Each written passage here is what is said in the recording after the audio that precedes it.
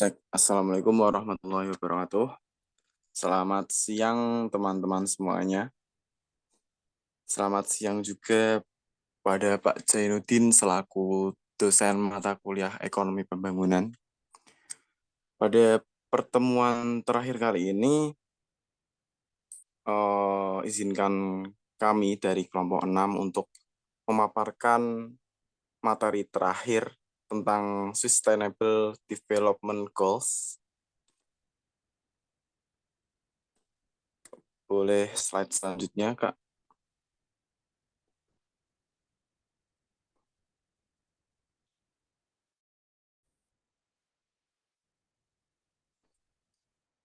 Nah, kelompok 6 ini beranggotakan Muhammad Zaki, kemudian Kamilianul Karomah, Audi Oktaviani, Novela Dwi Aryani, Mariska Salma, Reswara Ardila Fazia, dan Arlin Widianti. Nah, kami dari kelompok 6 mengambil topik pembahasan dari Sustainable Development Goals, yaitu ada pengertian SDGs dan tujuan SDGs. Poin 2, berkurangnya kesenjangan kota dan pemukiman yang berkelanjutan. Poin 3, konsumsi dan produksi yang bertanggung jawab, serta penanganan perubahan iklim. Poin keempat, ekosistem laut dan ekosistem darat. Poin kelima, perdamaian, keadilan, dan kelembagaan yang tangguh, serta kemitraan untuk mencapai tujuan. Poin keenam, analisis lingkungan terhadap SDGs. Poin ketujuh, ada komitmen Indonesia terhadap SDGs dan bagaimana SDGs Indonesia dapat berhasil. Slide selanjutnya.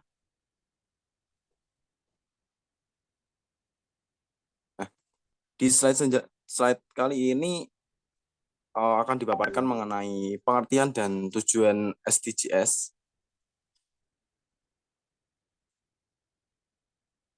Jadi, SDGs itu adalah singkatan dari Sustainable Development Goals yang diterjemahkan dalam bahasa Indonesia itu berarti tujuan pembangunan berkelanjutan. Nah, SDGs itu sendiri adalah serangkaian tujuan global yang ditetapkan oleh Perserikatan Bangsa-Bangsa untuk mencapai pembangunan berkelanjutan di seluruh dunia.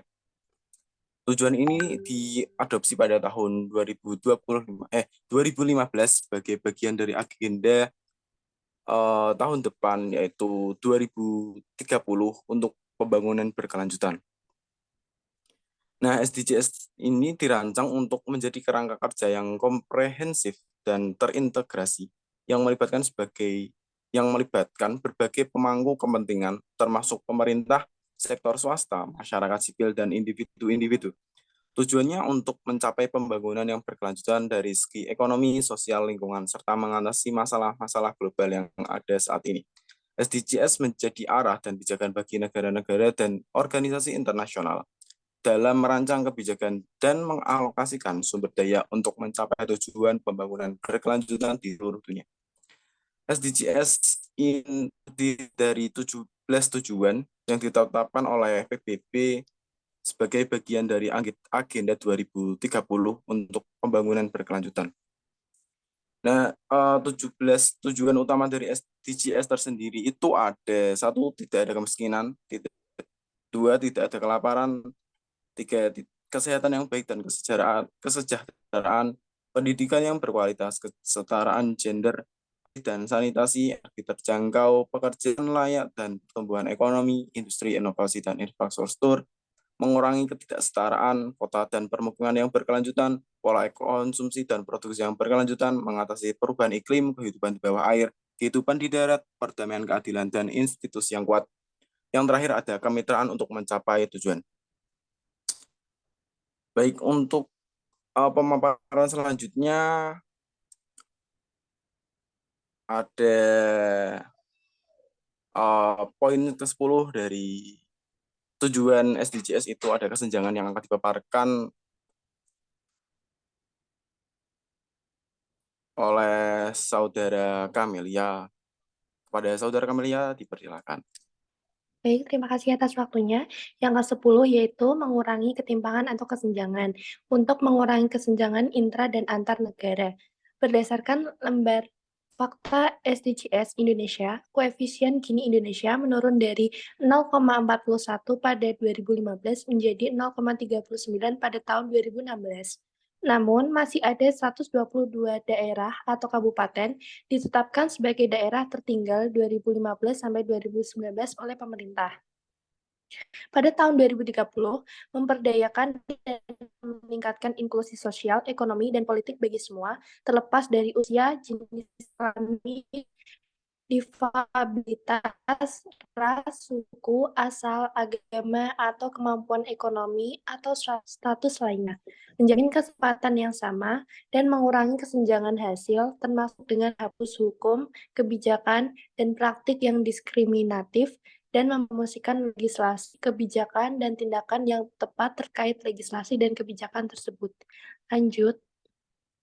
Yang ke-11 yaitu kota dan pemukiman yang berkelanjutan untuk mewujudkan kota-kota dan permukiman yang inklusif, aman, tangguh, dan berkelanjutan. Berdasarkan lembar fakta SDGs Indonesia, pada tahun 2015, sekitar 87,92% rumah tangga di Indonesia telah menempati rumah layak huni dan pada periode 2014 sampai 2015, baru sebanyak 61% atau 357 kota atau kabupaten telah memenuhi kriteria sebagai kota berskala baik. Pada tahun 2030, menjamin akses bagi semua terhadap perumahan yang layak, aman, terjangkau, dan pelayanan dasar, serta menata kawasan kumuh, menyediakan akses terhadap sistem transportasi yang aman, terjangkau, mudah diakses, dan berkelanjutan untuk semua. Meningkatkan keselamatan lalu lintas, terutama dengan memperluas jangkauan transportasi umum dengan memberi perhatian khusus pada kebutuhan mereka yang berada dalam situasi rentan, perempuan, anak, penyandang difabilitas, dan orang tua. Terima kasih. Baik, terima kasih kepada Saudara Camelia atas pemaparannya mengenai kesenjangan dan kota dan permukiman yang berkelanjutan. Pada poin ke-12 dan 13, yaitu ada konsumsi dan produksi yang bertanggung jawab, serta penanganan perubahan iklim yang akan disampaikan oleh Saudara Audi Oktaviani. Kepada Saudari Audi Oktaviani, dipersilakan. Baik, terima kasih atas kesempatannya, moderator. Saya akan menerangkan topik ke-12, yaitu konsumsi dan produksi yang bertanggung jawab. Tujuan ini bertujuan untuk mencapai pola konsumsi dan produksi yang berkelanjutan, efisiensi dalam pembangunan sumber daya, dan dampak lingkungan yang minim. Pada dasarnya, konsumsi dan produksi yang bertanggung jawab berarti mengubah cara kita menghasilkan, menggunakan, dan membuang barang dan jasa agar lebih berkelanjutan.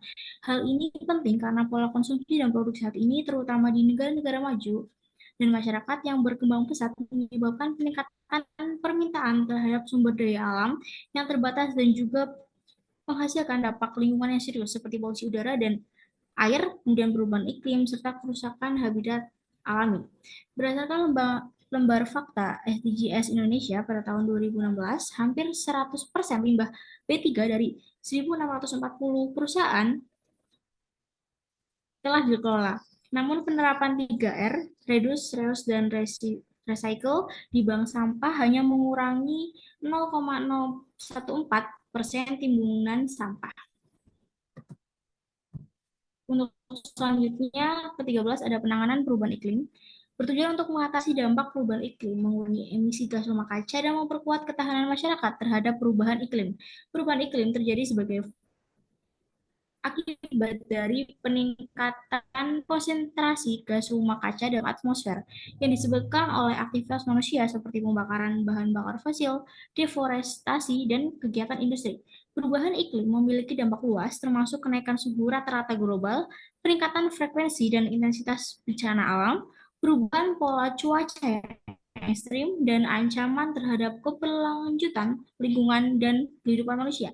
Berdasarkan lembar fakta SDGs Indonesia, data dan informasi bencana tahun 2016 sebanyak 2.139.124 orang menderita akibat bencana. Oleh karena itu, untuk mengurangi bencana yang diakibatkan oleh perubahan iklim, 33 dari 34 provinsi telah menyusun rencana aksi daerah penurunan emisi gas rumah kaca (GRK).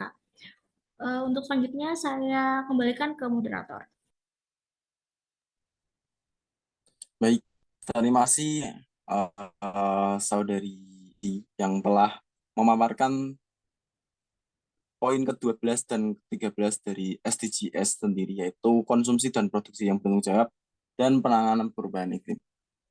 Selanjutnya di poin ke-14 ada ekosistem laut, dan poin ke-15 ada ekosistem darat yang akan dipaparkan oleh saudara Novela. Kepada saudari.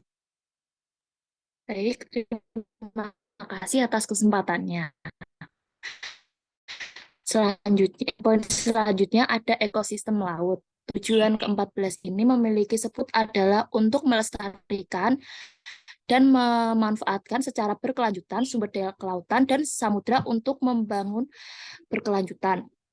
Berdasarkan lembar fakta SDGs Indonesia, Indonesia memiliki ekosistem terumbu karang terluas di dunia yang mencapai 2,5 juta hektar dan sekitar 6,20% dalam kondisi yang sangat baik. Lebih dari 3 miliar orang menggantungkan mata pencaharian pada laut dan keanekaragaman hayati pantai. Tetapi saat ini kita melihat bahwa 30% simpanan ikan dunia mengalami eksploitasi terlebih. Jauh di bawah level di mana mereka bisa memproduksi hasil yang berkelanjutan.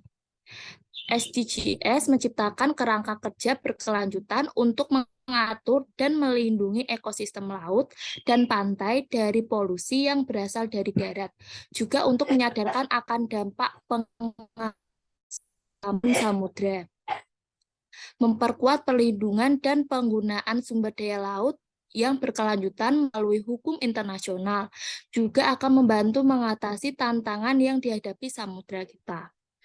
Bisa next. Selanjutnya ada ekosistem darat. Tujuan ke-15 ini memiliki 12 target yang ingin dicapai secara global. Inti dari target tersebut adalah untuk melindungi, merotasi, dan meningkatkan pemanfaatan berkelanjutan ekosistem darat, mengelola hutan secara lestari, menghentikan penggurunan, memulihkan degradasi lahan, serta menghentikan kehilangan keanekaragaman hayati.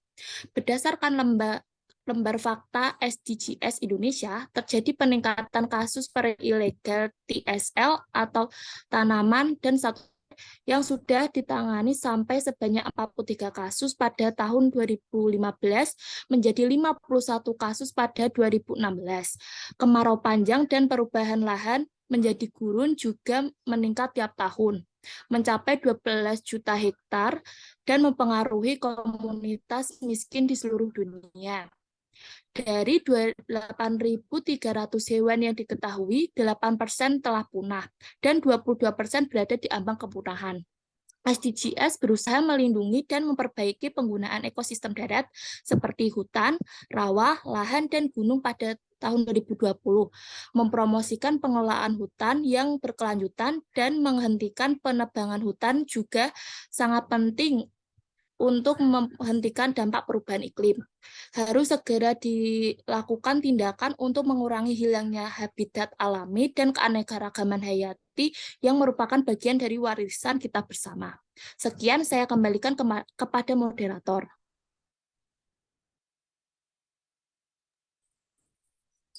Baik, terima kasih atas pemaparannya, saudari Novela. Nah, di poin selanjutnya itu, di poin ke-16 ada perdamaian, keadilan, dan kelembagaan yang tangguh. Serta poin 17 ada kemitraan untuk mencapai tujuan yang akan dipaparkan oleh Saudari Ara. Pada Saudari Ara dipersilahkan. Baik, terima kasih kepada moderator. Di sini saya ingin menjelaskan tentang tujuan SDGs yang ke-16, yaitu perdamaian, keadilan, dan kelembagaan yang tangguh. Mendorong masyarakat yang adil, damai, dan inklusif, perdamaian, stabilitas hak-hak asasi manusia, dan pemerintahan efektif berdasarkan aturan hukum adalah jalur penting menuju pembangunan berkelanjutan.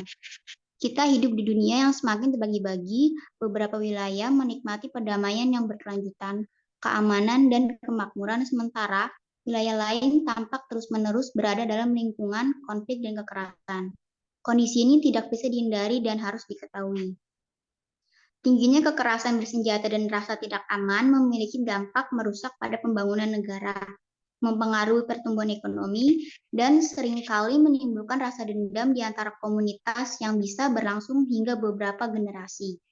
Kekerasan seksual, tindakan kejahatan, eksploitasi, dan penyiksaan juga sering terjadi dalam konflik atau jika tidak ada hukum yang mengatur, dan negara harus mengambil tindakan untuk melindungi mereka yang berada dalam resiko. SDGs berusaha mengurangi segala bentuk kekerasan secara signifikan dan bekerja dengan pemerintah dan komunitas untuk menemukan solusi jangka panjang menghadapi konflik dan rasa tidak aman. Memperkuat aturan hukum dan mempromosikan hak-hak asasi manusia adalah kunci untuk berjalannya proses ini. Selain itu juga mengurangi peredaran senjata ilegal dan memperkuat partisipasi negara-negara berkembang dalam institusi dan pemerintah global. Next. Nah, di sini ada 7 SDGs yang terakhir, yaitu kemitraan untuk mencapai tujuan. SDGs hanya bisa terwujud dalam komitmen kuat pada kemitraan dan kerjasama global. Meskipun bantuan pembangunan resmi dari negara-negara maju meningkat hingga 66% antara tahun 2000 sampai 2014, krisis kemanusiaan akibat konflik dan bencana alam terus menuntut bantuan dan sumber-sumber finansial. Banyak negara yang juga meminta bantuan pembangunan resmi untuk meningkatkan pertumbuhan dan perdagangan.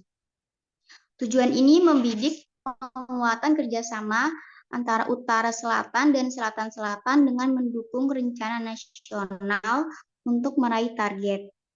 Mendorong perdagangan internasional dan membantu negara-negara berkembang meningkatkan ekspor mereka adalah bagian dari upaya meraih sistem perdagangan yang berdasarkan aturan universal dan tepat yang terbuka, adil, dan menguntungkan semua pihak. Baik, sekian penjelasan dari saya kembalikan ke moderator. Baik, terima kasih pada Saudari Ara yang telah memaparkan tentang perdamaian, keadilan, dan kelembagaan yang tangguh, serta kemitraan untuk mencapai tujuan. Jadi pada poin selanjutnya itu ada analisis lingkungan terhadap SDGs yang akan dipaparkan oleh Saudari Mariska Salma. Kepada Saudari Mariska Salma dipersilakan. Oke, terima kasih kepada moderator karena sudah memberikan kesempatan. Di sini saya Mariska Salma izin untuk menyampaikan terkait analisis lingkungan berdasarkan target SDGs. Nah, tadi kan sudah disampaikan oleh teman-teman saya terkait poin 10 sampai 17 mengenai tujuan SDGs itu sendiri. Nah, untuk itu kita perlu menganalisis lingkungan karena seperti yang kita tahu, pembangunan berkelanjutan itu pasti tidak jauh dari lingkungan. Nah, untuk analisis sendiri itu yang pertama optimalisasi data lingkungan untuk mendukung pencapaian target SDGs. Lalu untuk yang kedua, itu meminimalkan trade-off dalam indikator SDGs. Kemudian yang ketiga, memaksimalkan sinergi dalam SDGs. Dan yang keempat itu mengoptimalkan keterkaitan SDGs, khususnya dari SDGs 13, 14, 15 ke SDGs lainnya. Next slide. Nah, untuk pembahasan yang pertama, karena di sini itu berkaitan dengan optimalisasi data lingkungan, jadi ketika kita melihat SDGs dari kacamata lingkungan, itu seperti yang tadi saya sebutkan bahwa pembangunan berkelanjutan tidak jauh dari lingkungan. Maka lingkungan ini adalah fondasi. Jadi bisa kita lihat di sini, itu ada ilustrasi yang menggambarkan bagaimana suatu SDGs itu sebaiknya dibangun. Yang pertama, yang paling bawah, ini ada SDGs nomor 13, 14, dan 15, di mana SDGs nomor 13 itu tentang perubahan iklim, lalu yang 14 itu terkait ekosistem laut, dan yang 15 itu terkait ekosistem darat. Nah, ini tuh menjadi fondasi karena berada paling bawah. Jadi bisa kita sebut itu sebagai base atau fondasinya. Nah, kemudian terkait fondasi ketika sudah dibangun, itu maka fondasi ini akan memberikan manfaat berupa jasa ekosistem. Di sini bisa kita lihat ada tahap di atasnya, yaitu tahap setelah fondasi adalah jasa ekosistem, di mana tahap ini itu adalah produksi dan konsumsi yang berkelanjutan. Dan pastinya itu untuk menunjang kemakmuran serta kesejahteraan, di mana untuk TPB dalam poin ini adalah poin SDGs nomor 2, 6, 7, 8, 9, 11, dan juga 12. Nah, ketika sudah mencapai kesejahteraan, maka akan terjadinya pertumbuhan ekonomi. Di sini bisa kita lihat untuk yang ketiga. Untuk fondasi yang ketiga, ini terjadi kondisi ekonomi di mana di sini itu adanya pengentasan kemiskinan. Jadi ketika misalnya kesejahteraan yang tadi sudah tercapai, maka kita ingin kesejahteraan itu lebih meningkat dan lebih tinggi. Maka di situ perlu adanya TPB dari poin nomor 1, 3, 4, 5, dan 10. Lalu untuk yang terakhir, di sini juga ada yang namanya TPB 16 dan 17, di mana TPB 16 dan 17 ini bisa kita sebut bahwa 16 itu mengenai kedamaian dan 17 itu mengenai kerjasama. Di mana untuk poin 16 itu mengarah ke atas dan untuk yang 17 itu mengarah ke bawah. Karena yang kita sebutkan tadi yang bawah itu banyak terkait ekosistem ya, di mana ekosistem itu merupakan fondasi. Jadi perlu adanya kerjasama untuk memanfaatkan ekosistem tersebut. Nah, namun kedua arah tersebut, poin 16 dan 17, itu harus menjiwai seluruh tujuan SDGs, di mana ketika kita membahas tentang lingkungan, maka aspek lingkungan yang utama yaitu di poin 13, 14, 15 itu sangat diperlukan. Next slide. Nah, kemudian di sini bisa kita lihat kembali ada TPB yang ingin kita capai. Nah, tadi sudah saya sampaikan bahwa ketika kita mempunyai target SDGs yang kita inginkan, kita itu harus mendukung pencapaian SDGs tersebut.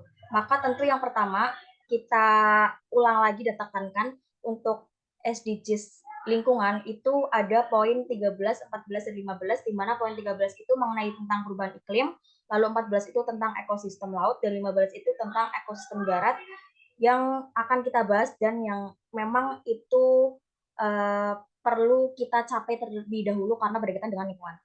Lalu di sini bagaimana sih caranya untuk mencapai tujuan tersebut? Tentu kita harus tahu bahwa data-data lingkungan itu bisa kita sebut itu ke arah optimalisasi data lingkungan, di mana optimalisasi data lingkungan itu yang pertama adalah adanya keanekaragaman hayati. Ini di bawah bisa kita lihat bahwa keanekaragaman hayati, karena kalau kita melihat ke latar belakang di sini, ini tadi di poin desa ini itu ada poin 13, 14, 15, di mana itu ada ekosistem. Bisa kita sebutkan juga di sini, di keanekaragaman hayati ada ekosistem, spesies, dan gen. Nah, jadi kalau misalnya keanekaragaman hayati ini hilang, maka fondasi SDGs yang di sini itu juga hilang juga. Padahal yang kita tahu dari keanekaragaman hayati ini, baik dia sebagai ekosistem spesies, gen, itu menghasilkan jasa ekosistem. Jadi misal keanekaragaman hutan itu dia menghasilkan ekosistem atau jasa penyedia kayu misalnya, lalu juga ada pengaturan iklim karena berkaitan dengan hutan, lalu juga ada budaya dan juga adanya pendukung sirkulasi dari sahara tersebut. Nah, jadi bisa kita bayangkan nih teman-teman, kalau tidak ada keanekaragaman di sini, maka jasa ekosistem ini pun tidak ada. Jadi keanekaragaman hayat ini harus kita jaga supaya bisa memberikan jasa ekosistem yang optimal. Nah, jasa ekosistem ini itu bisa kita sebut dengan supply. Sedangkan untuk daya tampung dan daya dukung ini bisa kita sebut dengan supply tapi versus demand atau permintaan. Ya, lalu jadi apa sih bedanya antara jasa ekosistem dengan daya dukung dan daya tampung? Jadi kalau untuk jasa ekosistem ini itu supply apa yang diberikan dari alam terkait yang ekosistem itu. Jadi kayak murni dari alam. Dan untuk daya tampung dan daya dukung ini merupakan supply dari alam namun sudah dikurangi oleh pemakaian manusia. Jadi kalau misalnya kita buat garis ya, tapi mohon maaf ini tidak bisa membuat garis. Kalau tidak ini dibuat sederhana. Jadi kayak bentuknya seperti ini, ada supply lalu ada garis seperti ini. Terus di situ kita seperti gambarkan terkait penduduk ya, di mana penduduk itu setiap tahunnya itu menaik dan terus menaik. Jadi grafiknya itu terus meningkat. Otomatis penduduknya juga meningkat. Nah, tentu dengan adanya kenaikan penduduk ini itu supply-nya itu akan turun. Yang bisa kita sebut itu daya dukung dan daya tampung itu turun karena seperti yang tadi saya bilang bahwa demand atau kebutuhan manusia ini karena penduduknya terlalu banyak ya, otomatis kan kebutuhannya tambah meningkat ya. Itu melebihi dari supply yang ditawarkan oleh jasa ekosistem ini. Nah, jika sudah melebihi dari supply, maka di sini kita harus melakukan harus melakukan efisiensi SDA, di mana kita bisa melakukan melalui neraca SDA dan valuasi lingkungan. Nah, neraca SDA ini apa? Neraca SDA ini merupakan perumahan supply demand yang tadi kita sudah bahas, dan untuk valuasi lingkungan adalah bagaimana kita menghargakan nilai-nilai alam gitu. Jadi kalau misalnya penyediaan ya, misalnya itu seperti yang kita tahu kayak hutan, itu kan menghasilkan kayu. Nah, kayu kan seperti kita tahu itu kan udah ada harganya ya. Jadi kayak memang kayu itu sudah dirupiahkan. Misalnya 1 ton kayu itu harganya berapa juta rupiah. Nah, tapi di sini karena ini pembangunan berkelanjutan aspeknya banyak ya. Jadi ada pertanyaan, bagaimana dengan pengaturan iklimnya di hutan? Terus apakah sudah dirupiahkan? Lalu bagaimana dengan pengaturan bencananya? Apakah sudah dirupiahkan? Lalu terkait budayanya juga apakah sudah dirupiahkan? Dan juga pendukungnya apakah sudah dirupiahkan? Karena seperti yang kita tahu dalam konteks pembangunan itu segalanya harus kita rupiahkan. Karena kita ingin menghitung misalnya tingkat pendapatan penduduk, itu kan ada pendapatan per kapita, lalu juga kita mengetahui berapa rupiah per tahun yang didapat. Nah, kemudian kita tekankan juga bahwa SDGs itu selalu berkaitan atau berhubungan dengan angka.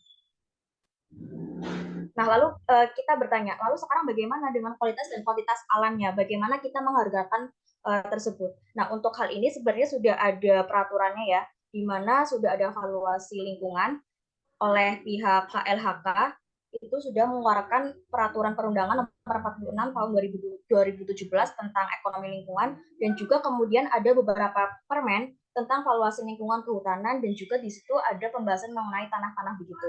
Jadi nanti bisa kita pelajari di peraturan tersebut.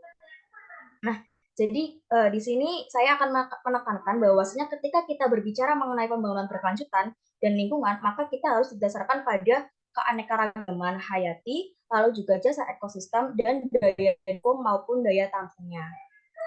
Nah, lalu di sini ada pertanyaan lagi.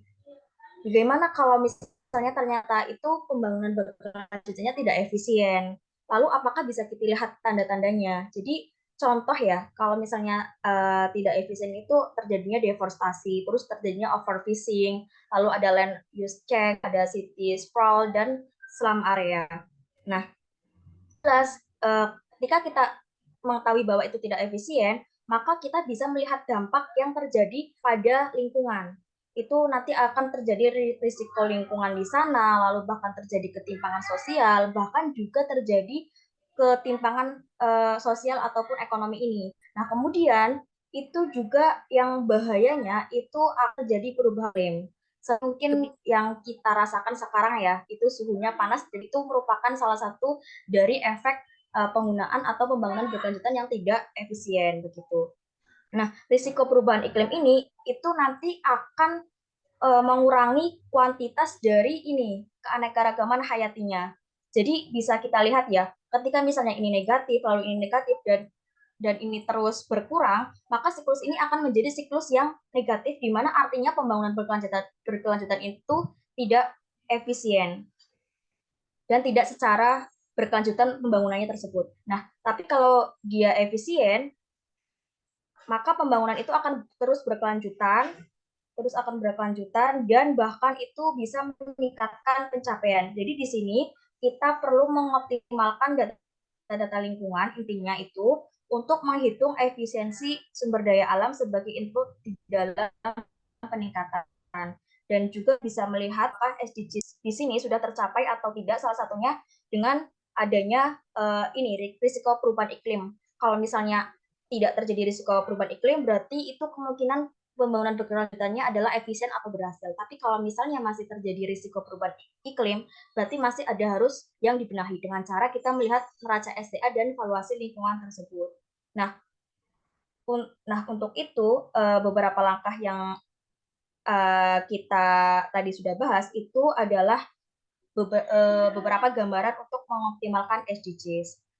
Mungkin dari saya cukup sekian. Berikutnya ada pembahasan mengenai komitmen Indonesia terhadap SDGs, itu akan disampaikan oleh teman saya. Untuk itu saya kembalikan ke moderator. Baik, terima kasih kembali atas penjelasan mengenai analisis lingkungan berdasarkan SDGs.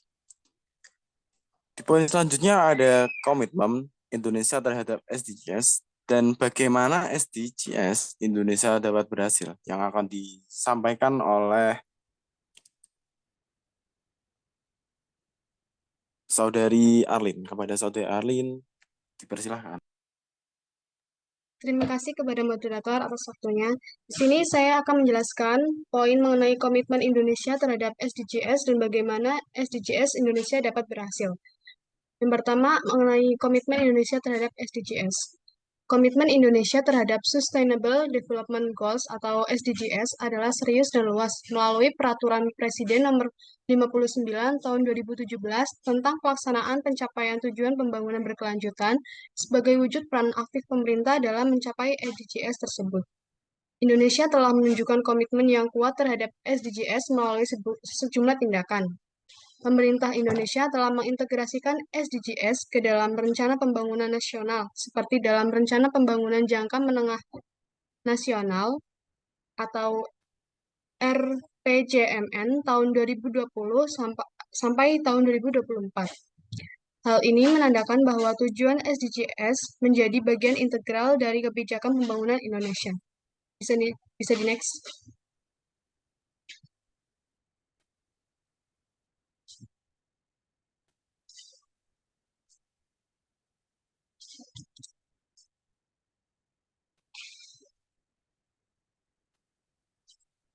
Kemudian mengenai bagaimana SDGs Indonesia dapat berhasil. Yang pertama, pemerintah Indonesia perlu memiliki komitmen yang kuat terhadap SDGs dan memprioritaskan implementasinya. Hal ini melibatkan penetapan kebijakan, regulasi, dan strategi yang mendukung pencapaian tujuan SDGs. Yang kedua, SDGs harus diintegrasikan dalam Rencana Pembangunan Nasional, seperti Rencana Pembangunan Jangka Menengah Nasional atau RPJMN, dan rencana sektoral lainnya. Ini memastikan bahwa tujuan, indikator, dan target SDGs diakomodasi dalam program dan kegiatan pembangunan.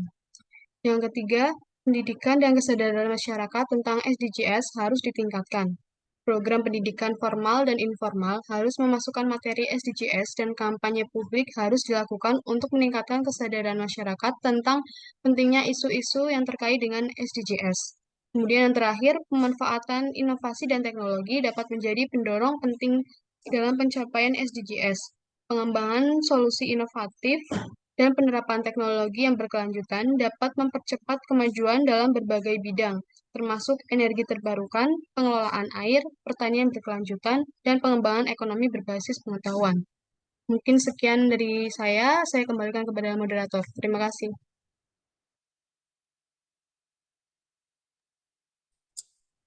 Baik, terima kasih kepada Saudari Arlin atas pemaparan materi yang terakhir dari kelompok 6. Nah, pada sesi selanjutnya itu ada sesi pertanyaan. Pertanyaan kami buka sebanyak 2 pertanyaan. Nanti semisal waktu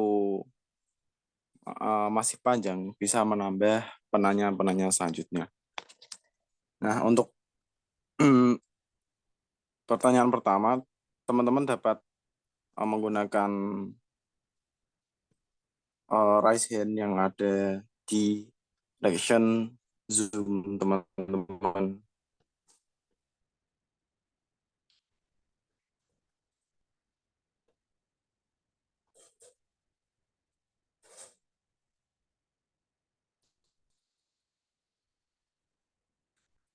Oke. Di kolom chat ada pertanyaan.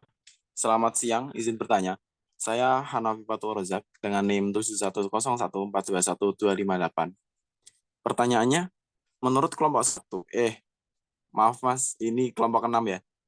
Menurut kelompok 6, perlu atau tidak adanya badan usaha khusus di bidang ekosistem laut untuk mengawal komitmen Indonesia terhadap SDGs agar dapat berhasil, dan jelaskan mengapa. Oke. Dari kelompok 6 bisa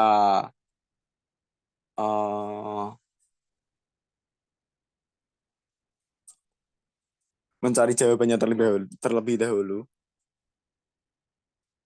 Oke, pertanyaan dari Hanafi ditampung oleh kelompok 6 ya.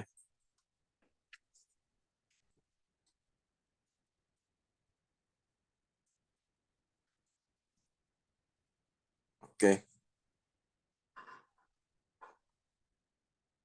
Pertanyaan kedua. Oh iya. Tadi saya udah raise hand.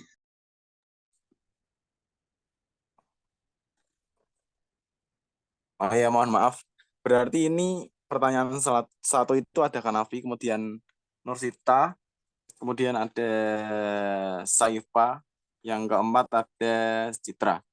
Ya. Oke, ini dijawab 2 pertanyaan dahulu ya, dari pertanyaan 1 dari Hanafi dan pertanyaan 2 dari Sita.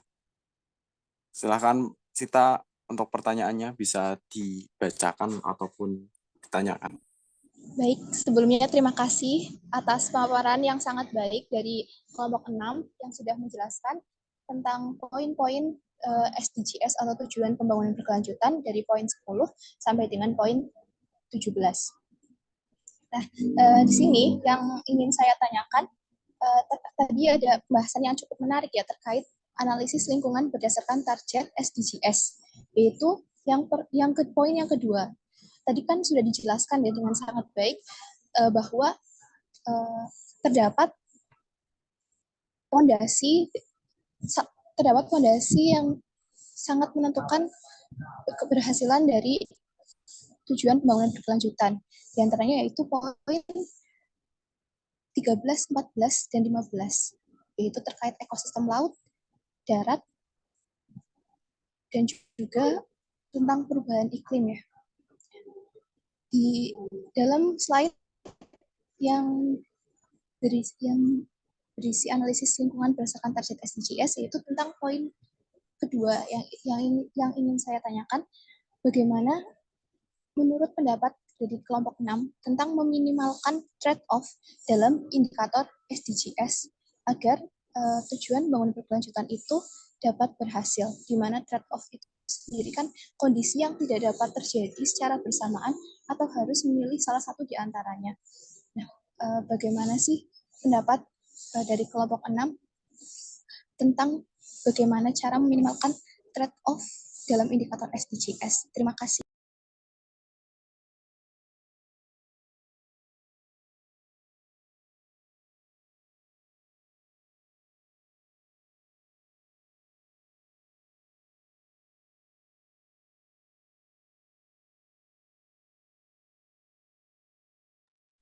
Apakah pertanyaan saya cukup jelas atau perlu diulang? Terima kasih.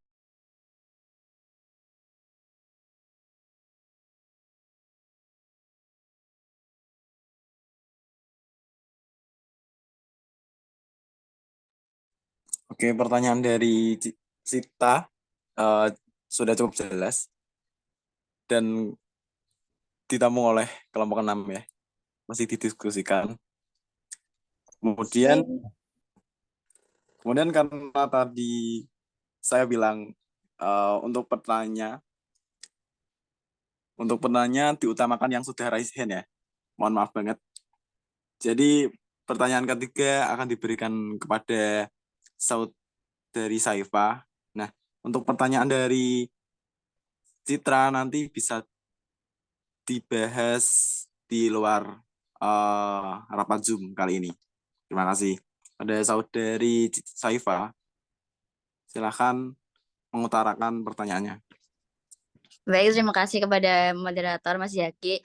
Saya izin bertanya, tadi kan sudah disampaikan pada poin 15 ada SDGs yaitu ekosistem darat dan terjadi peningkatan kasus peredaran ilegal TSL atau tanaman dan satwa liar dari 43 kasus pada tahun 2015 menjadi 51 kasus pada tahun 2016. Nah, pertanyaannya yaitu bagaimana langkah dan program yang dilakukan pemerintah Indonesia untuk menyelesaikan kasus tersebut agar sesuai dengan tujuan dari SDGs yang ingin dicapai. Begitu saja pertanyaan dari saya. Terima kasih. Apakah sudah cukup jelas?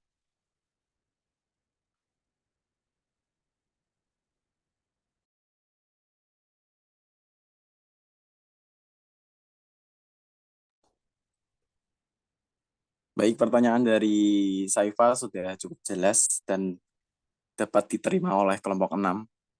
Nah, pertanyaan dari teman-teman ditampung dulu ya karena kelompok 6 masih mendiskusikan jawabannya. Sambil menunggu kelompok 6 mendiskusikan jawabannya, kami dari kelompok 6 ada sedikit video mengenai materi kita yang terakhir juga dari mata kuliah ekonomi pembangunan mengenai SDGs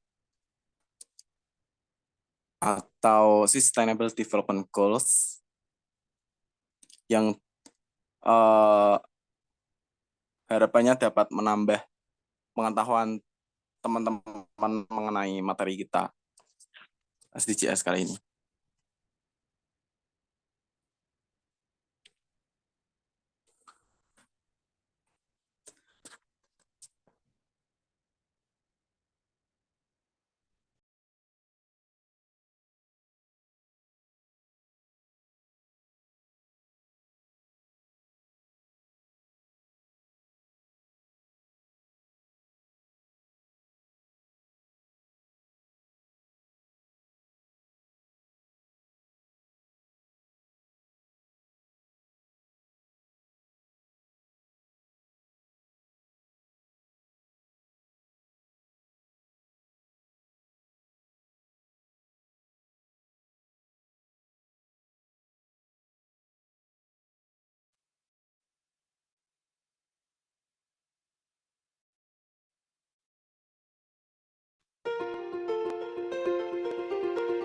Tujuan pembangunan berkelanjutan yang disingkat TPB atau dalam bahasa Inggris dikenal sebagai Sustainable yang lebih dikenal dengan sebutan SDGs adalah 17 tujuan dengan 169 capaian yang terukur dan memiliki target waktu yang telah ditentukan oleh PBB sebagai agenda pembangunan dunia untuk kemaslahatan manusia dan planet bumi.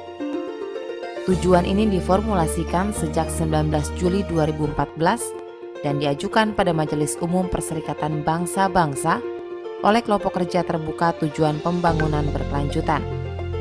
Tujuan ini dicanangkan bersama oleh negara-negara lintas pemerintahan yang dideklarasikan pada 25 September 2015 sebagai ambisi pembangunan bersama hingga tahun 2030. Dalam dokumen ini, terdapat 17 tujuan dengan 169 target yang meliputi masalah-masalah pembangunan yang berkelanjutan. Termasuk di dalamnya adalah pengentasan kemiskinan dan kelaparan, perbaikan kesehatan dan pendidikan, pembangunan kota yang berkelanjutan, mengatasi perubahan iklim, serta melindungi hutan dan laut. Tujuan pembangunan berkelanjutan atau SDGs merupakan agenda pembangunan yang akan menyempurnakan agenda pembangunan dalam MDGs. Hal ini merupakan kelanjutan atau pengganti dari tujuan pembangunan milenium atau MDGs yang ditandatangani oleh pemimpin-pemimpin dari 189 negara sebagai deklarasi milenium di markas besar PBB pada tahun 2000 dan telah berakhir pada tahun 2015.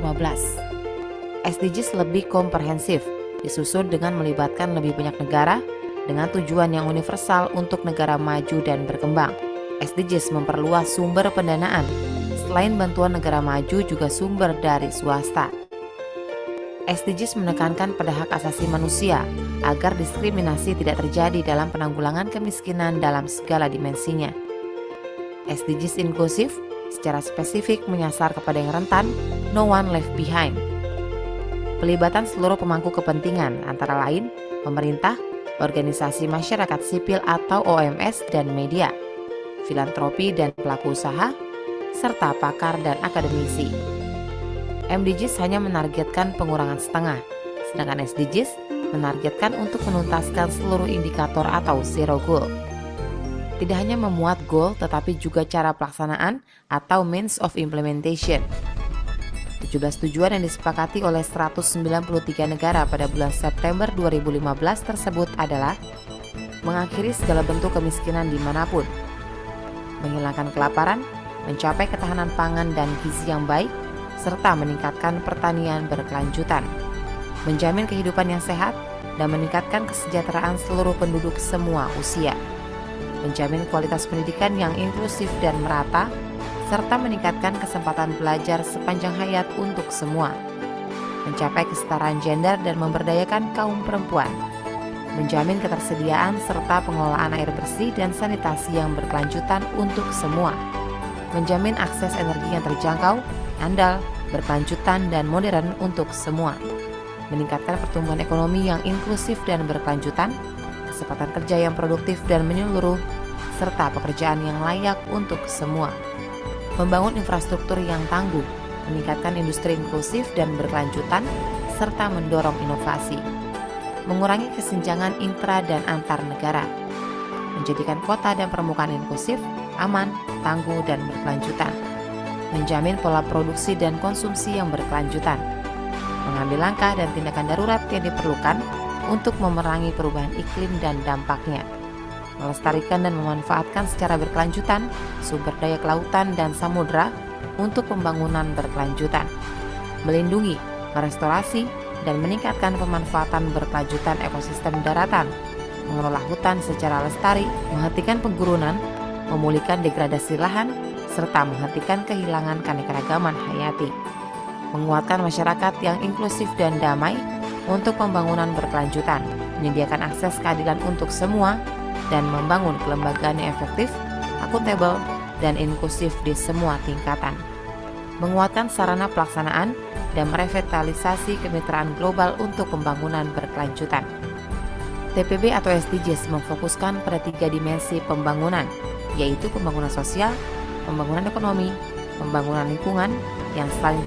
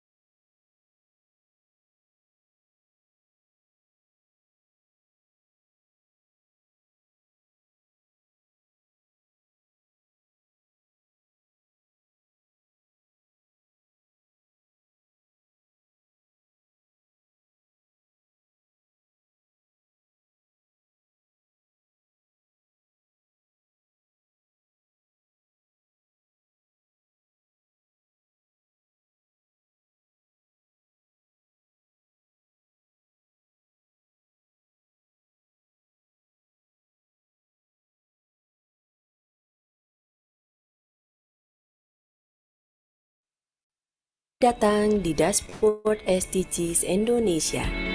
Video ini akan memandu Anda untuk menjelajahi fitur-fitur di dalam dashboard. Di halaman utama ini, Anda bisa memilih fitur-fitur tertentu dan bahasa yang akan digunakan. Mari kita mulai dengan klik tombol Visit SDGs Dashboard.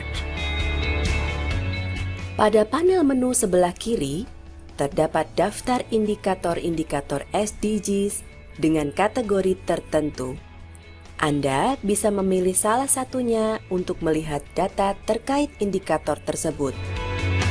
Pewarnaan peta akan berubah sesuai dengan warna goal indikator SDGs yang Anda pilih. Gradasi peta menunjukkan distribusi data SDGs di tingkat subnasional. Di sisi kanan bawah peta, terdapat tombol untuk mengganti tahun publikasi data yang akan otomatis mengubah tampilan peta. Anda bisa memilih tahun maupun klik tombol play untuk menunjukkan animasi perubahan data. Klik Reset Map untuk mengembalikan tampilan peta ke posisi awal. Di sisi kiri bawah peta, Anda bisa memilih sumber data yang diinginkan dan juga memilih untuk menampilkan data hanya dengan ambang tertentu. Klik Reset Map dan peta akan kembali ke tampilan awal. Klik tombol Graph untuk menampilkan grafik batang. Pada grafik tersebut, terdapat fungsi untuk menyembunyikan label. Klik tombol Trend untuk menunjukkan tren data berdasarkan tahun publikasi dalam berbagai bentuk visualisasi. Anda juga bisa membandingkan lokasi dan indikator yang berbeda dalam satu frame yang sama.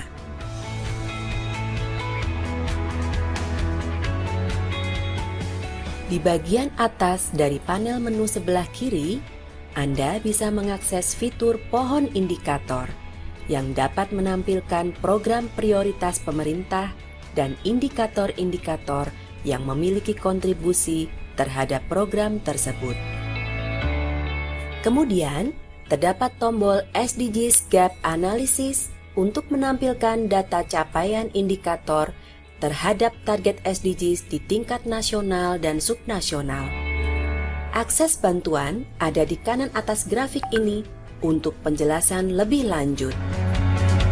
Untuk mengunduh data, klik tombol Export Map di bagian kanan atas. Anda bisa mengunduh data dalam bentuk PDF, Excel, maupun PowerPoint dan menentukan sumber data maupun indikator yang Anda inginkan. Untuk kembali ke halaman awal, klik tombol Home. Terima kasih. Selamat menggunakan dashboard SDGs Indonesia untuk mendukung perencanaan kebijakan di tingkat nasional dan subnasional.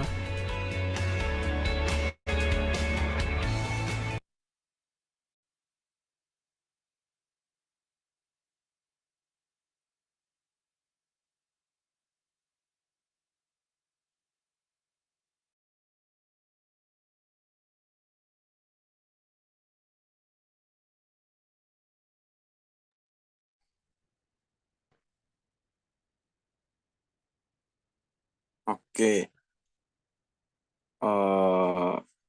sepertinya kelompok 6 udah siap menjawab pertanyaan dari Kanafi, Sita, dan Saifa.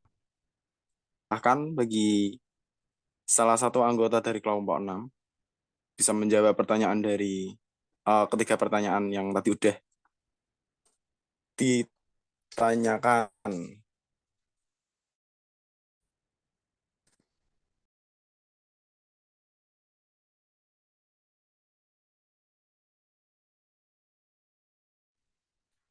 Izin jawab pertanyaan dari Pak. Terkait pertanyaannya yaitu bagaimana langkah dan program yang dilakukan pemerintah agar tujuan SDGs ekonomi darat dapat tercapai. Nah, dari pemerintah sendiri itu dapat melaksanakan program-programnya yaitu meningkatkan konservasi dan pengelolaan sumber daya alam.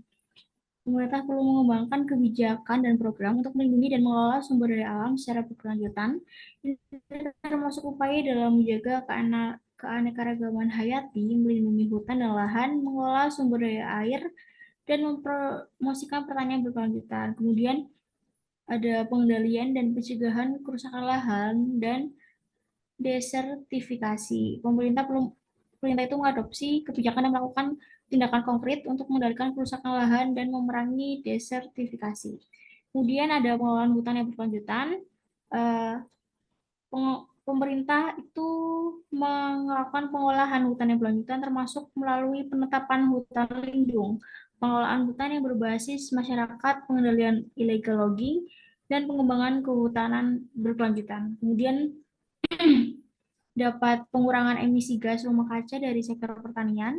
Pemerintah itu dapat mengurangi emisi gas rumah kaca yang berasal dari sektor pertanian melalui pengelolaan limbah pertanian, penggunaan pupuk yang efisien, dan promosi pertanian berkelanjutan rendah karbon. Kemudian pemberdayaan komunitas lokal.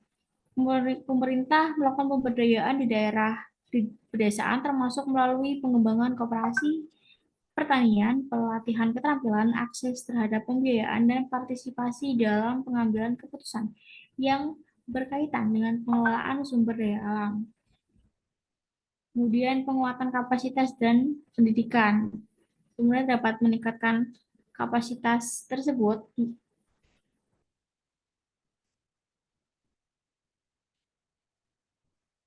Terakhir ada promosi investasi dan kemitraan. Pemerintah dapat mendorong investasi dalam sektor pertanian dan pengelolaan sumber daya alam yang berkelanjutan melalui insentif kebijakan kerjasama dengan sektor swasta dan kemitraan dengan organisasi internasional dan masyarakat sipil. Apakah dapat terjawab, Saifa? Iya, sudah cukup. Terima kasih Mbak Udi. Oke, terima kasih kembali.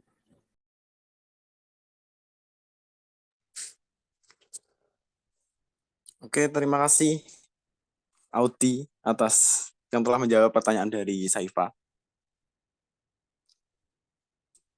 Selanjutnya bagi anggota dari kelompok 6 yang ingin atau mau menjawab pertanyaan dari dua pertanyaan sisa dari Sita dan Hanafi. Silahkan. Oke, izin masuk, izin menjawab pertanyaan dari Hanafi tadi terkait perlu atau tidak adanya badan usaha khusus di bidang ekosistem laut untuk mengawal komitmen Indonesia terhadap SDGs agar dapat berhasil. Dan dijelaskan mengapa. Menurut dari kelompok kami itu diperlukan adanya badan usaha khusus di bidang ekosistem laut. Di mana yang kita tahu juga bahwa untuk ekosistem laut itu masuk di TPB nomor 14, di mana di situ dijelaskan tujuannya yaitu untuk melestarikan dan memanfaatkan secara berkelanjutan sumber daya kelautan dan samudra untuk pembangunan berkelanjutan. Nah, di situ juga dijelaskan mengapa badan usaha itu perlu untuk diadakan atau perlu adanya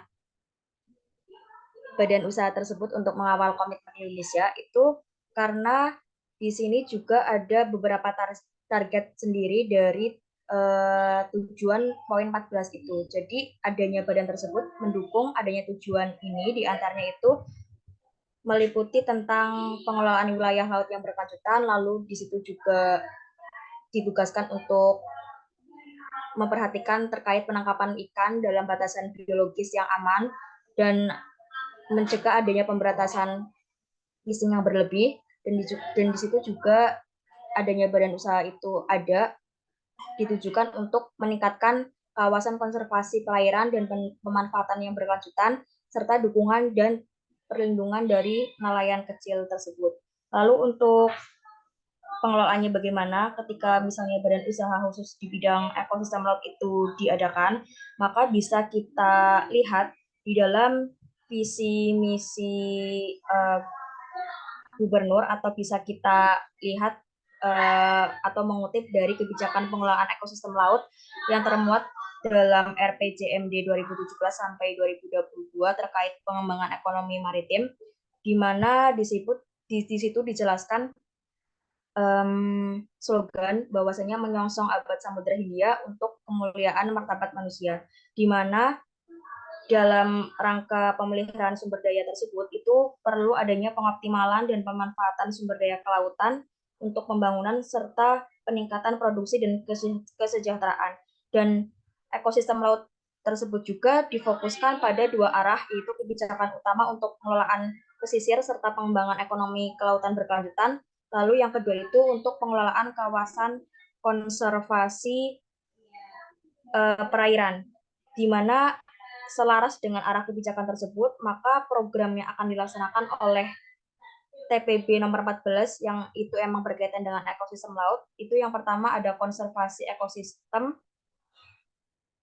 dan pengawasan sumber daya kelautan dan perikanan, dan yang kedua pengelolaan pelabuhan. Jadi di situ memang sudah diprogram adanya pengawasan dari ekosistem laut tersebut. Maka untuk jawaban intinya itu adalah perlu, dan alasannya tadi sudah dijelaskan. Terima kasih. Dari kelompok 6, siapa tahu ada mau yang menambahkan, bisa untuk ditambahkan ya teman-teman.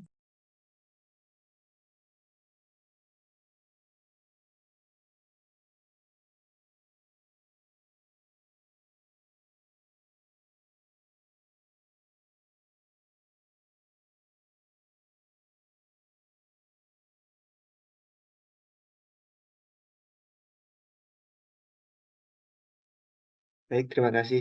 Jika tidak ada yang tidak ada yang mau menambahkan lagi, saya ucapkan terima kasih kepada Saudari Mariska Salma telah mewakili kelompok 6 untuk menjawab dari pertanyaan saya.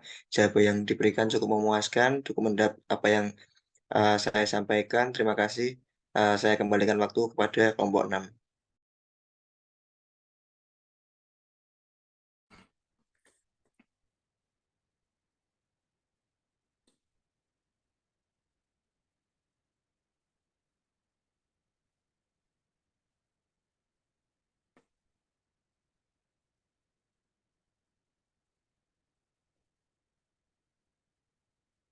Oh iya Mas Safi, terkait pertanyaan dari Mas Safi itu ada apa ya? Ada yang ingin disampaikan lagi sih dari kelompok 6 terkait pertanyaan dari Mas Safi. Silahkan.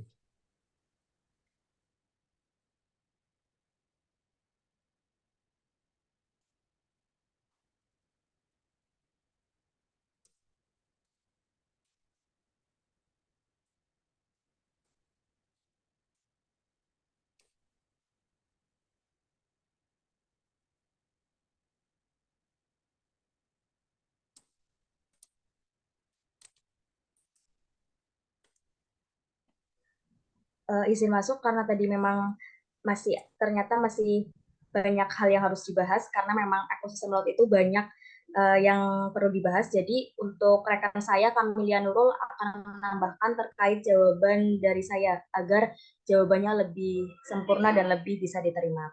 Untuk saudara Kamilia bisa silakan.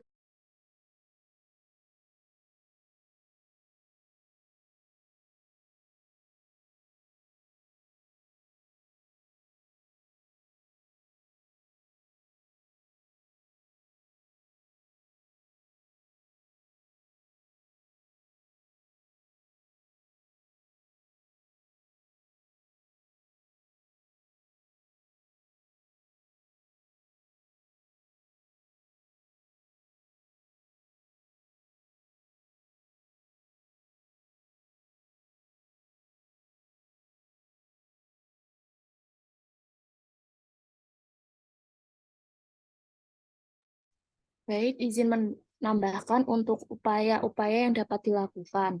Yang pertama, untuk meningkatkan tata kelola sumber daya kelautan supaya penataan ruang laut dan harmonisasinya. Yang kedua, meningkatkan konservasi, rehabilitasi, dan peningkatan ketahanan masyarakat terhadap bencana pesisir dan peningkatan ketahanan masyarakat terhadap bencana di pesisir dan laut.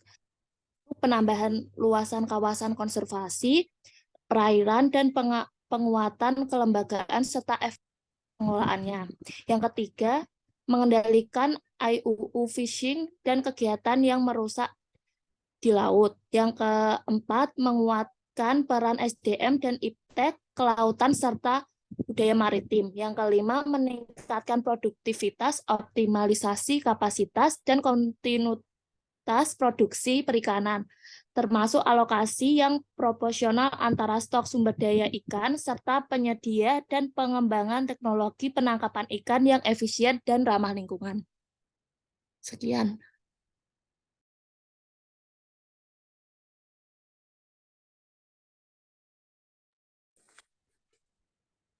Oke, itu sedikit tambahan jawaban dari kelompok 6 yang menjawab dari pertanyaan dari Mas Afi.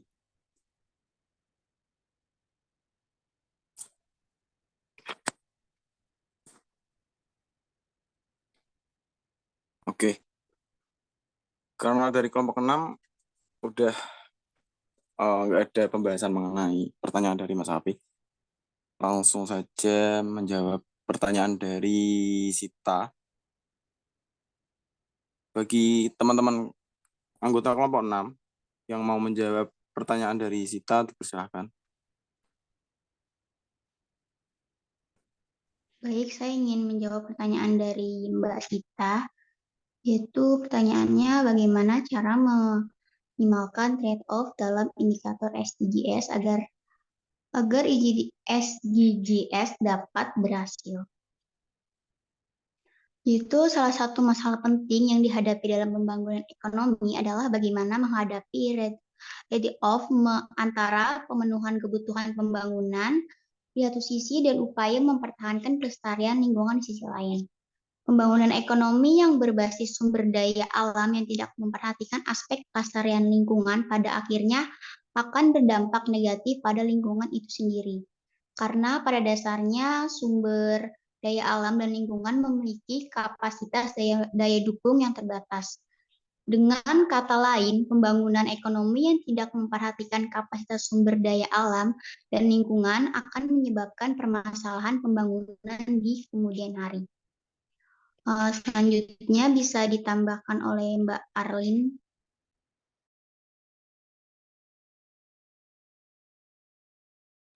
Oke, izin menambahkan jawaban dari Ara.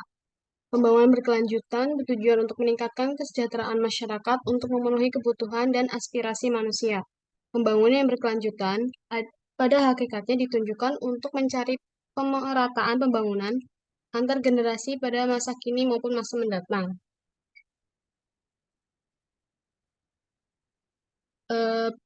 Pembangunan dapat diukur berkelanjutannya berdasarkan 3 kriteria, yaitu yang pertama, tidak ada pemborosan pembangunan sumber daya alam atau depletion of natural resource. Terus yang kedua, tidak ada polusi dan dampak lingkungan lainnya. Kemudian yang terakhir, kegiatannya harus dapat meningkatkan usable resource atau replaceable resource. Mungkin itu.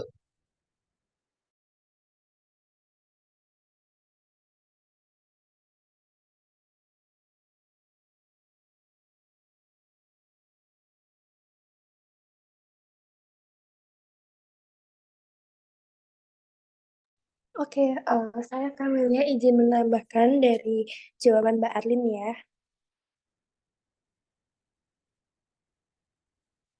Terkait dengan trade-off antara pertumbuhan ekonomi dan ketimpangan, pertama, pandangan Kuznets bahwa perubahan struktur ekonomi dari agraris pedesaan ke modern perkotaan akan diikuti dengan peningkatan ketimpangan bukanlah satu-satunya jalur pertumbuhan ekonomi.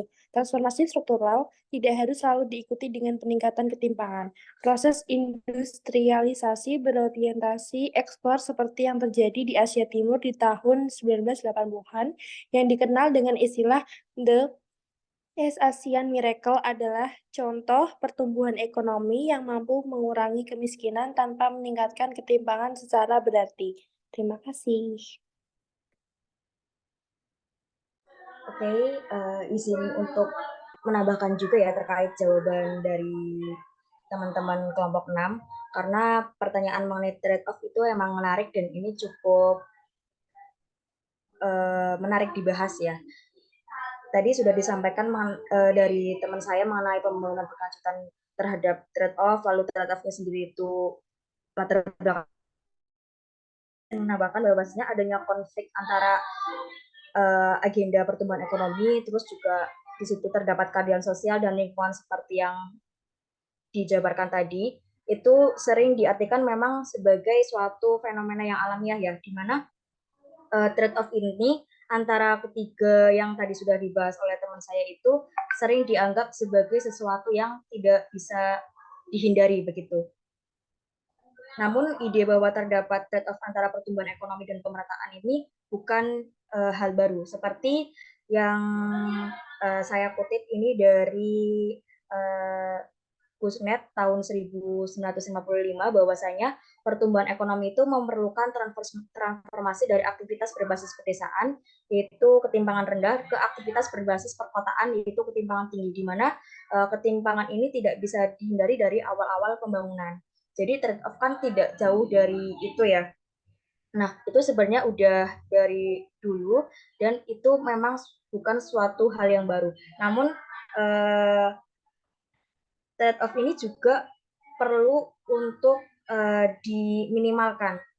Contohnya itu bisa dengan cara melakukan kebijakan sosial yang lebih luas untuk pemanfaatan sinergi dengan lebih baik, sehingga nanti akan meminimalkan trade-off antara tujuan sosial, ekonomi, dan juga lingkungan itu sendiri. Termasuk juga kita harus mengkaji kebijakan pasar kerja yang dapat memfasilitasi transisi menuju struktur ekonomi yang lebih hijau dan juga lebih inklusif. Terus di situ ketika kita melakukan pembangunan berkelanjutan, kita juga harus menentukan kebijakan-kebijakan yang emang di situ sudah tersedia atau kita akan menyediakan infrastruktur hijau dan juga selalu memberikan kebijakan yang berinovasi untuk kemajuan teknologi.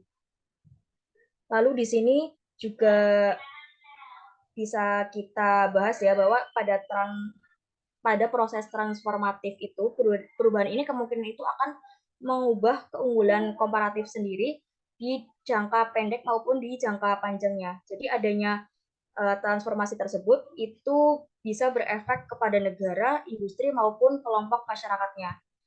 Namun pertumbuhan hijau dan pembangunan berkelanjutan ini itu harus terus dilakukan walaupun ada trade-off tersebut dengan cara kita memerlukan perubahan perilaku. Ini sesuai dari kutipan Bank Dunia ya pada tahun 2012. Lalu dalam jangka pendeknya itu juga ada beberapa aspek dari transformasi tersebut yang memang dibebankan pada biaya dan trade-off tersebut antar tujuan kebijakan alternatif. Jadi selain yang dijelaskan tadi, selain untuk mendapatkan tantangan sosial dan politis dari konstituen yang terkena dampak dari trade-off tersebut, kita perlu menggali lebih banyak manfaat untuk keberlanjutan pembangunan yang bisa kita nikmati di jangka panjangnya. Begitu jawaban dari kelompok kami. Apakah bisa diterima?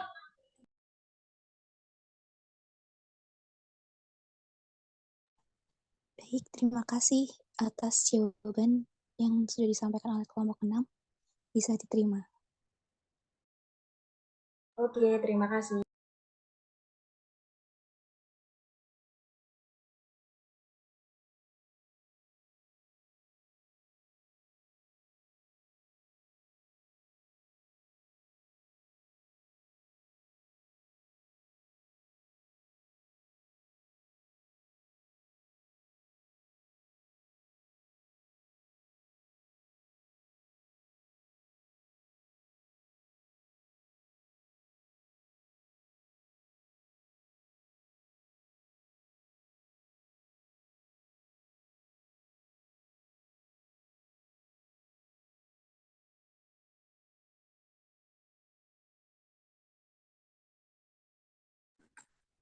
Oke, terima kasih Sita atas pertanyaannya.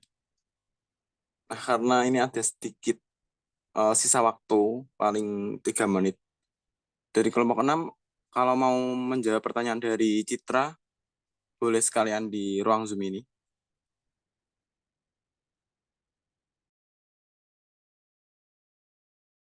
Oke, izin menjawab terkait pertanyaan dari Mbak Citra ya, karena ini masih ada waktu sebelum jam 3.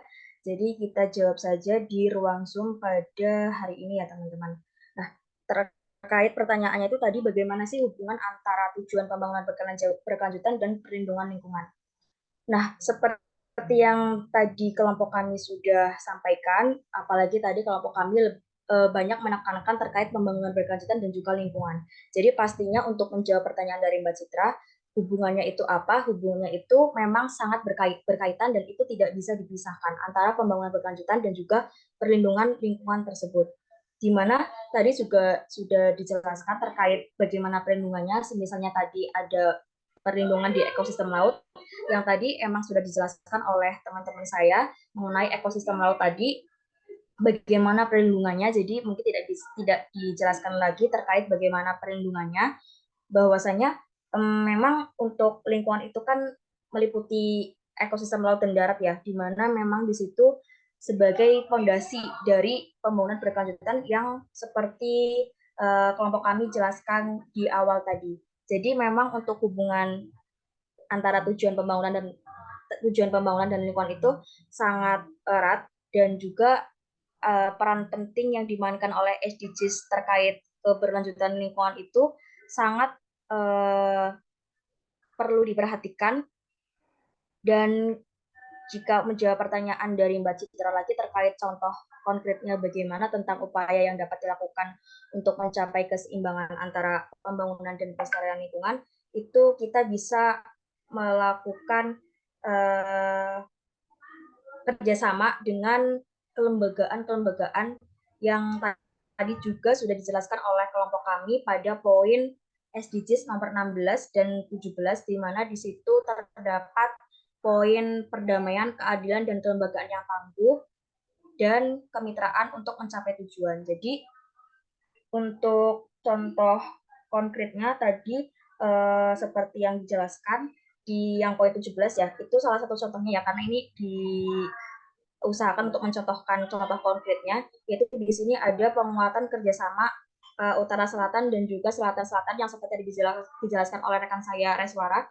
Itu ada hal tersebut karena untuk mendukung rencana nasional untuk memilih target, di mana hal tersebut mendorong perdagangan internasional dan membantu negara-negara berkembang meningkatkan ekspor mereka. Karena memang pembangunan berkelanjutan itu tidak hanya kita membangun gedung lalu kita memperhatikan lingkungan, tapi juga seluruh aspek dari mulai aspek ekonomi, lingkungan, sosial, kayak misalnya tingkat kemiskinan, lalu juga terkait perdagangan dan lain-lain, itu memang kita bahas di tujuan SDGs ini sebanyak 17 itu. Mungkin itu jawaban dari saya, semoga bisa diterima.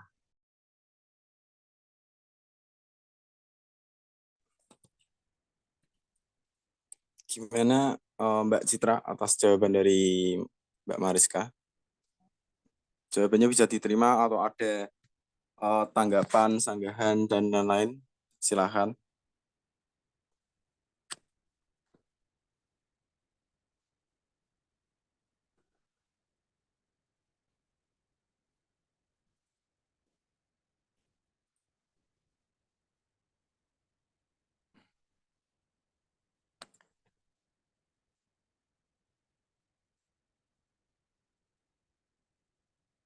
Oke.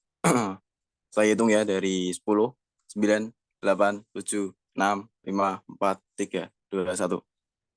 Oke. Selesai sudah presentasi dari kelompok 6 tentang materi mata kuliah ekonomi pembangunan yang terakhir, yaitu tentang Sustainable Development Goals. Terima kasih atas partisipasi dari teman-teman pendidikan ekonomi koperasi A angkatan 21. Semoga dalam UAS pekan awal bulan nanti diberikan kelancaran, nilai yang memuaskan, dan tentunya IPK yang naik dari semester-semester sebelumnya. Jadi saya mewakili kelompok 6 memohon maaf sebesar-besarnya atas kesalahan kata yang kurang berkenan di benak teman-teman sekalian. Terima kasih. Assalamualaikum warahmatullahi wabarakatuh. Semangat, Pren. Waalaikumsalam warahmatullahi wabarakatuh. Terima kasih. Assalamualaikum warahmatullahi wabarakatuh.